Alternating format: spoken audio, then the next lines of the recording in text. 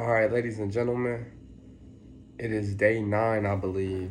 Day 9 of the 520 prison style push-up routine. By now, y'all should probably already know how the routine go. Today, we're gonna be listening to Bob Proctor, "You Were Born Rich" Part 1. It's a total of 2 hours. We about 33 minutes in. It's on YouTube. "You Were Born Rich" Part 1 remastered by Bob Proctor. Let's get straight to it, shall we?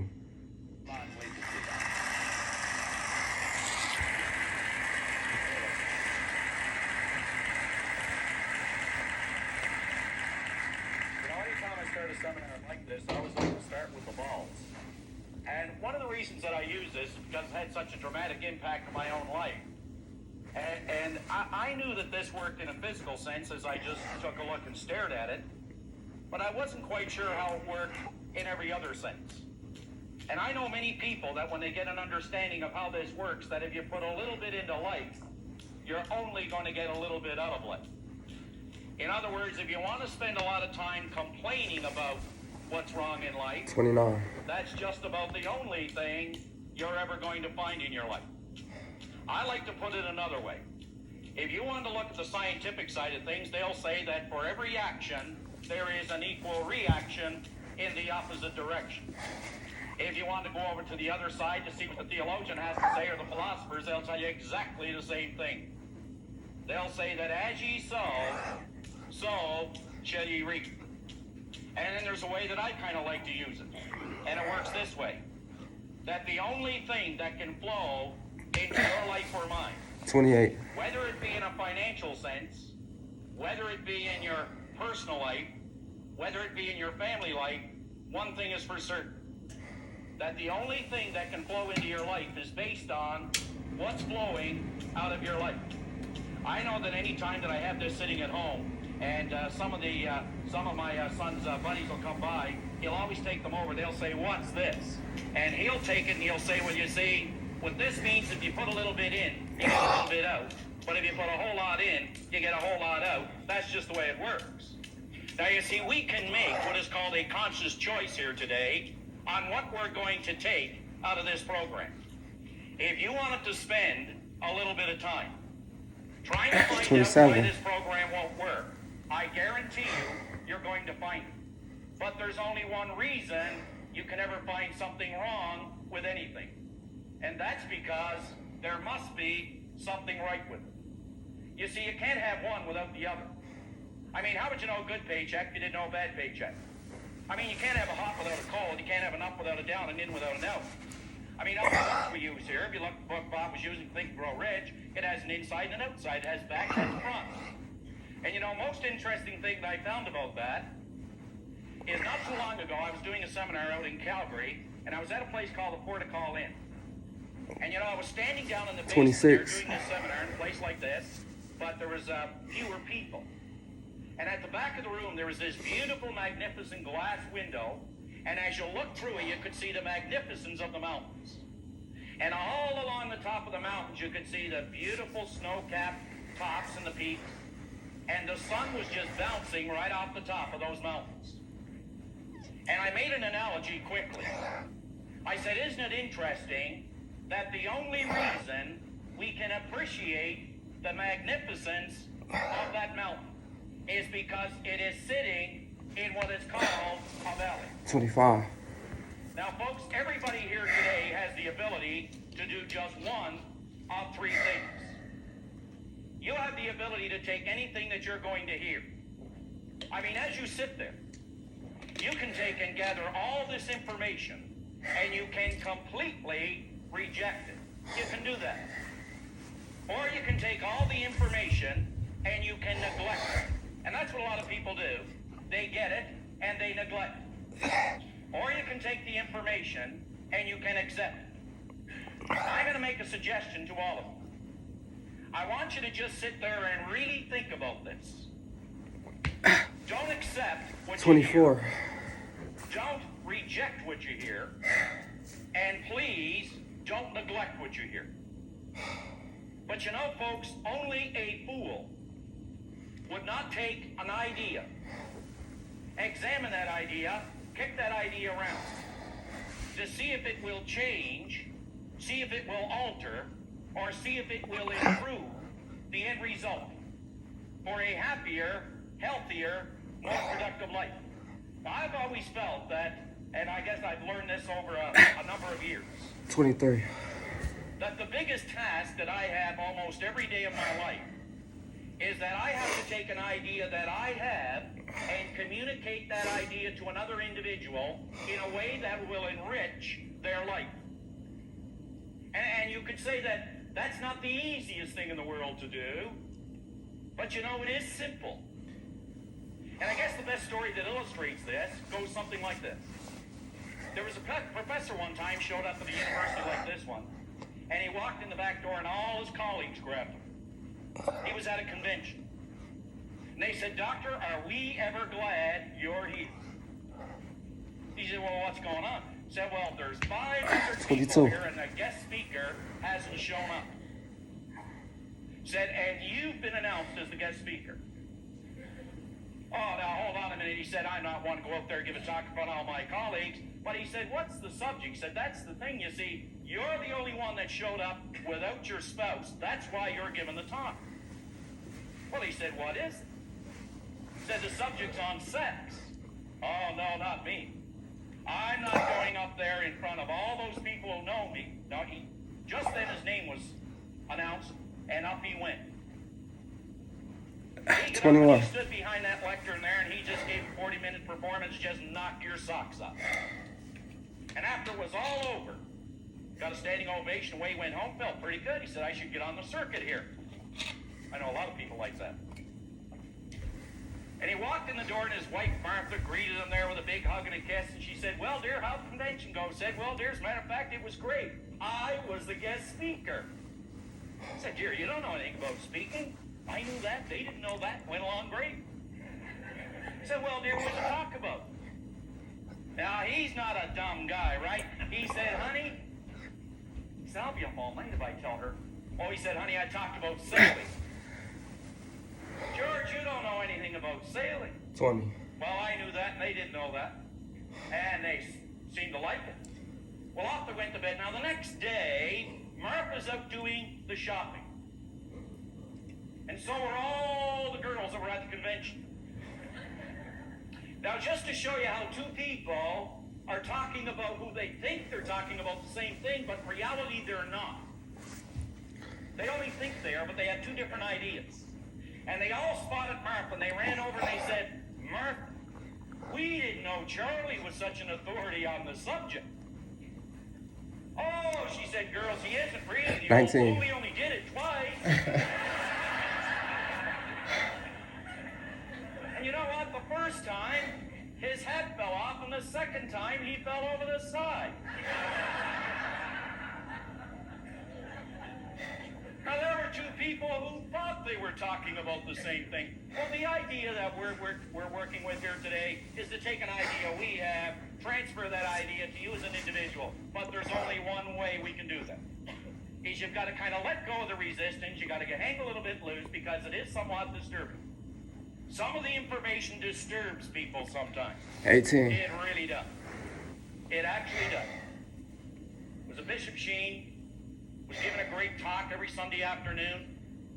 And one Sunday afternoon he was giving the talk, fellow put his hand up behind and said, "Hold a minute, Bishop, you don't believe all that jazz, do you?" "Oh," he said, "I believe it all." He said, "Come on, Bishop, you don't believe that story that Jonah was in the stomach of the whale?" "Ah," he said, "I believe it, Bishop." He said, "Come on, Bishop, not Jonah in the stomach of the whale." He said, "Come on, you're a grown man." "Oh," he said, "I believe it." He said, "Well, tell me, Bishop, how are you going to prove it?" Well, 17. He said, "I'll tell you what. When I get to heaven, I'll ask him." He said, "Yeah, but Bishop, what if you don't find him there?" He said, "Then you can ask him." So you see, if you want to reject it, you want to neglect it, go ahead. I know the information works. On page 3, at the very top, the suggested use of this program, and you know, Bob mentioned earlier that I've actually taken these ideas and I made them work. As a matter of fact, I can remember when I first picked up the information from this 16. program. I believe it was Earl Nightingale's Lead the Field. And I was given a suggested use of how to use that program, which took 5 minutes. Bob was working with Nightingale at that time. I wasn't. And he sold me a program for $245. That was back 1968. That was a lot of money. 1968, that's a lot of money today for a lot of people. And he said, now here's what you do. You take this tape, put it in your cassette player. I didn't have one of those. And he said, what you do is turn the cassette on because it wasn't a popular thing in cars. But he said, you listen to the first 15. tape all week. Then go to the second one to listen to that all week. That was the suggested use of the program at that time. So you see, I watched this program grow up. Not only grow up, but I've been able to take it and maximize it more than any individual I know that has ever gone through this seminar. And I can say that, and I can say it with conviction, I can say it with commitment. So let me just walk you through a couple of steps. Born Rich is the beginning of an exciting journey you're about to take. 14. And like all journeys, which are properly planned and completely enjoyed, you must have these 4 basic points. You got to work these 4 basic points. See, it's the old idea that there are 2 simple words that we could implement to really get the results we want. The first one is called order. Order. Order is the very first law of creation. And the second word is movement. And when you have order and movement working in your life, what begins to happen is there's a pattern of growth that begins to develop. 13. You see, I think that we try to get here without first covering or bridging the gap of these steps along the way. So if we have the order, and the order is to make a decision that no matter where I am, no matter how well I am doing, I can do better, and I'm going to set an objective to bring about that order. And then we use the movement, which is known as a system, and I believe that Born Rich is a system. I don't believe it, I know it. You only have to believe 12. something till you understand it, then you don't have to believe it anymore. But belief is the fuel to get you off the ground. So the first step, a clear understanding of where the journey begins. A very clear understanding of where the journey begins, and I don't know anybody that'll do that more effectively than Robert when he comes back up to start going through the basic concept and the creative process. Number 2, checkpoints en route to help you stay on course. You see, 11. I believe we know, for the most part, a lot of us what we want. And as Napoleon Hill said time and time again in this great book, he said, you must know what you want, why you want it, when you want it, and an idea on how you're going to get it. You must know what you want, you must know why you want it, 10. you must know, he said, when you want it, and he said you must have an idea on how you're going to get it. So we need checkpoints en route to help us stay on course. Number 3, a clear understanding of your destination. I believe one of the greatest definitions that I've ever heard of success in my life is that success is not a destination, never has been, but it is something called a journey. Ladies and gentlemen, we got 4 sets of 25 left. I appreciate y'all pulling up with me tonight. Thank you so much. Again, we're listening to Bob Proctor, You Were Born Rich, Part 1 remastered on YouTube. Feel free to check it out. Let's get straight to it. It has always been what is called a journey. It is not something you get. It is something you're becoming. It never ends. It's infinite in terms of growth. And number 4, a commitment. You know, I've spent a lot of time studying, as everyone else, books such as In Search of Excellence, In Pursuit of Excellence. I know when I look at Paul Hutsey, I think a lot about excellence. You know, excellence is perhaps one of the most important words in your life. But one of the reasons for that is because Paul knew about excellence 20 years ago. His company, they published something called In Search of Excellence and The Pursuit of Excellence. But what does the word mean? I hear people say excellence in this, excellence in that. What does the word mean to you? Well, I got to tell you what the word really means. It means a commitment to completion. Folks, you never ever want to forget that. Excellence is simply a commitment to completion. The steps are not easy, but the understanding of the steps are easy. If you remember, 50. it's a commitment to completion. That means completing the things around home. It means completing the things at your work. It means completing the commitments in your personal life. It's a commitment to completion.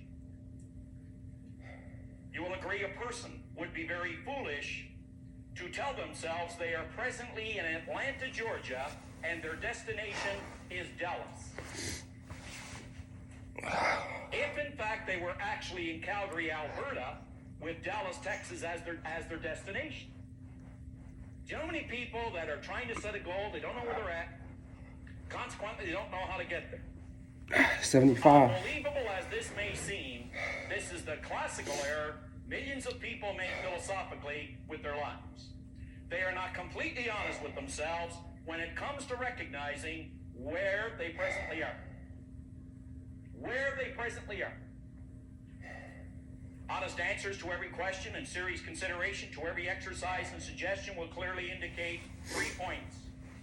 And this is what this program is about, is these 3 points. Where your journey begins. That's number 1. Number 2, the mental adjustments that must be made. The mental adjustments that must be made. Let me give you an example. Anytime working with a young person, I just love working with young people. They don't. Ladies and gentlemen, that's going to conclude our 520 prison style push-up routine. Appreciate y'all pulling up with me. My name is D-Rex. Welcome to Rich Before Gaming. And I will catch you next time when I'm out. Peace.